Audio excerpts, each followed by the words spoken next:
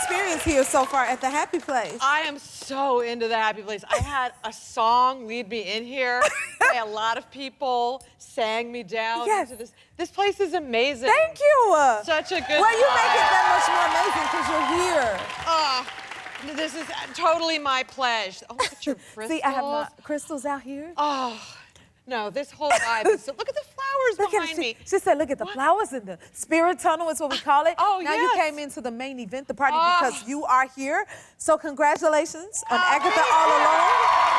It is a huge show. Oh my goodness, we're gonna get into that. But listen, I gotta talk about your Instagram first because you just joined Instagram? Yes. After years of saying I never would do social media. What made you do it? My kid made me do it. Yeah. Yeah? We were in bed, it was very rash. She was like, it's time. And I was like, I don't know how to do it. She's like, I'm gonna set you up. And then she picked the name for me. So I wrote in the bio, my kid made me do it. Because that's exactly what happened. This. How old is your kid? 15. My son is 15 too. Okay, see, yeah, we're in the same space. I'm in the, I embarrass him with everything phase. Yes. Do you embarrass her with everything? Well, she has a big brother too, and he definitely. Her, though, because it's a hormone hotbox. Okay. Yeah, to have a girl that age and be a mom at this age, it's like, what? Yeah. Okay, but you got cool kids because she got you into Love Island as well, and you're a big fan now? I love Love Island. I've only seen, whatever, I think it was the 6th season. I'll never eat avocado toast again. It was so gross, how those gentlemen made those toasts for those women. And I was also so in awe of how confident everybody was just walking around with their butts hanging out in the broad daylight. You sound like me. I understand. was like, what? Wow, that's a lot.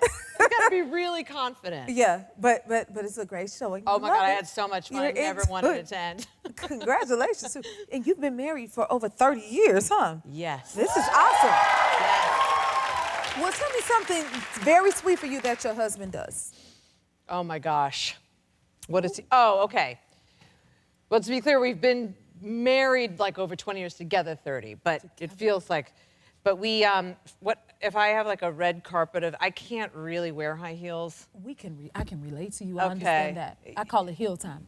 Yes, it's a very brief, I can have it so what he used to do is carry a Birkenstock on the inside pocket of his jackets. Oh, that's a good husband.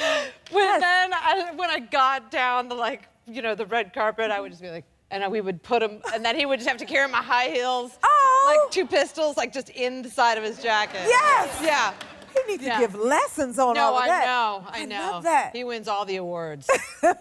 Sure, I call it heel time, so I totally understand. It's not a human thing to do. It's not. No. Yeah, so you need that extra shoe and a man to carry it. Y'all write that down, okay? For cuffing season. All right, okay. Now, Halloween is in a few days. Is it a big deal for y'all? It's a huge deal. We live on one of those streets that is bonkers, we block it off. It's a cul-de-sac, and there's kids, at a certain point, you can't walk through the street. There's so many people. And so we sit there, we think that we couldn't possibly have too much candy or too little candy, and then it always goes. But for example, I love sitting there and watching the little munchkins come up first. This is what happens. They come up, and that's the cutest, and they're so polite, and then the teens come, and it gets less polite, and the hand starts to grab. And then the end of the night is always just a random dude in no costume.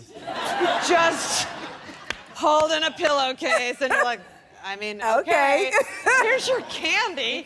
You can smile, it's so weird. Just coming out of nowhere. Oh my goodness. Yeah, you gotta be ready for that. It's time to close up shop. Okay, I gotta ask this though. Okay, it's spooky time. Yes. We got people creepy coming up to the door asking for candy, no costume. Do you believe in ghosts? I do. You do? Yeah. Do you? I do. Okay. I feel like I've seen a few. Yeah, I've been in I definitely feel a vibe in certain houses where you're like, woo! And there was one hotel, I'm from Cleveland, so whenever I go home. I love Cleveland. You do? Yes. I love Cleveland. Cleveland! Shout out! Cleveland has ghosts. Okay. Well, I do have. So there was this hotel we were staying in, and my son was really young at the time, and my hubby and I were in a bed, and he was in a pack and play, and in the middle of the night, he just starts crying. We're like, "What's the matter, buddy?" And he was like, "There's a little boy at the foot of my bed. There's a little boy at the foot of my bed." Did that scare y'all? Yes, we were like, "Oh, well, just tell him to." Like, no one wanted to get up and check. But it was definitely terrifying to kind of lower myself and look underneath the bed and not see a boy. You didn't see the boy? No. Okay, good. But I felt him in the room. No, I didn't really. Listen, are you surprised by how much everyone loves your show? Like, how does it feel? Tell everyone, do you hear this? I mean, to play a witch is, that was like my first Halloween costume, A. And then to be, it's a real, the whole thing is a crazy dream. And to be with this cast, and you never know how anything's gonna be received, but we certainly knew that something special was just happening when we were making it. So to have it actually be received and have so many witches love it, because they're all witches. And you met with a real witch to prepare? I did. Wait, what did she teach you? Well, I think people have preconceived notions sometimes about a witch, witches, the idea of witchcraft. So I met with this woman who was on the weekly basis. We just did like a little Zoom, and she really it was kind of a beautiful connection that I had before going into the show, because she really just grounded it in just trusting your intuition as being like a huge part of being a witch to her, and to just really trusting yourself, being confident in who you are, and finding your coven, whoever that may be, like your people, like, you're the people that you feel the safest around, being your authentic self, and to not really need anything because it's all inside. I thought it was pretty great. Yeah. That's cool. Yeah.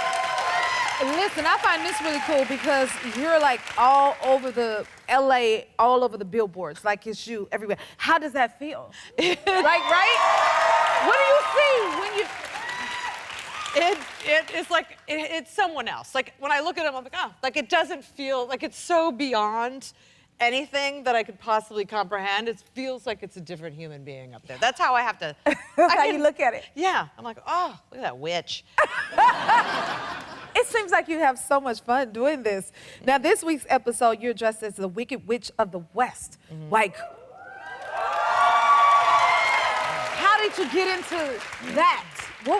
This is amazing. Well, the bar was set by Margaret Hamilton in Wizard of Oz.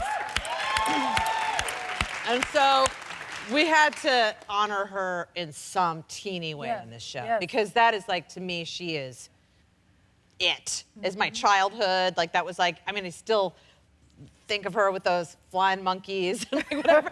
So just to give her a little homage. And then to have a mad respect for her with that green paint every day. Every day.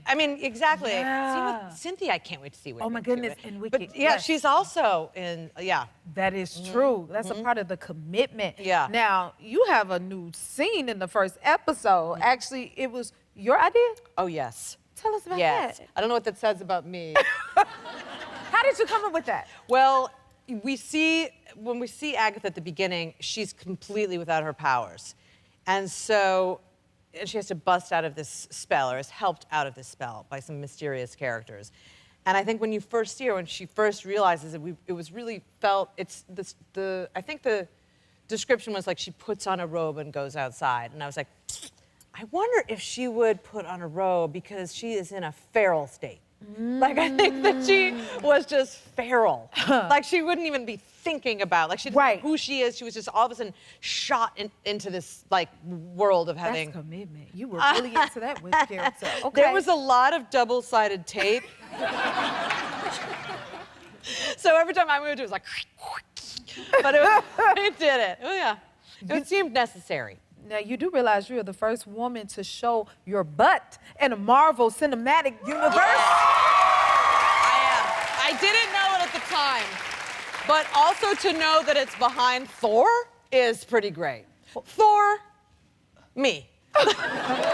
Just our butts encased in gold.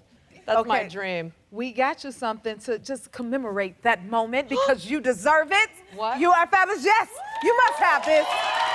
Yes, yes, that is for you. I love you. Oh, this is like I walked on the moon. You deserve it. This is the best. I can quit now. You'll never see me act again, because now I have this. You are amazing. This is really amazing. You like it? Mm-hmm. I love it. From no, J this Hud is going Show? up. You deserve it. Thank you for being here. Will you come back again and see us?